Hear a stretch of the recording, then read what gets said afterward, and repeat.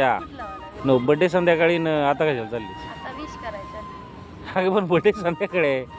संध्याकाळी तर हाय सगळ्यांसोबत करायचं. आता जाऊन स्पेशली करायचं. अगं पण त्यांनी सांगितलंय का नाही? सांगणार आहे ते का नाही? सांगायचं काय? सांगू नाही तर नाही सांगू, मी विश करायला जाणार आहे.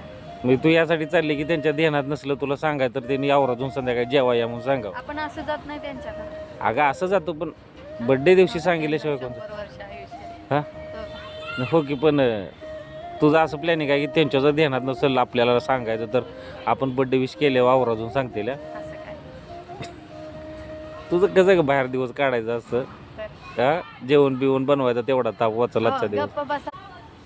हा काय तर सांगू नका. तो ती भाऊ बघते तो बघा. अगं पण बर्थडे संध्याकाळी ना आता काय तुझं त्यांच्या ध्यानात नसलं तर सांगावं की बर्थडेला या बरं का हा तो का ती चालली इकडे तुमच्याकडे.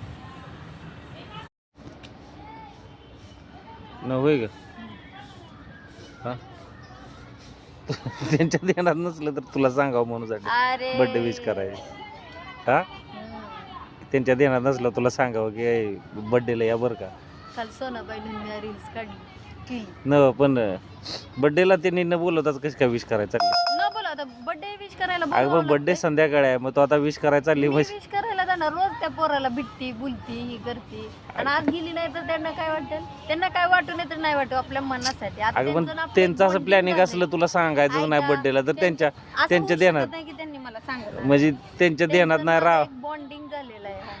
समज त्यांचं प्लॅनिंग असेल तुला बर्थडेला सांगायचं नाही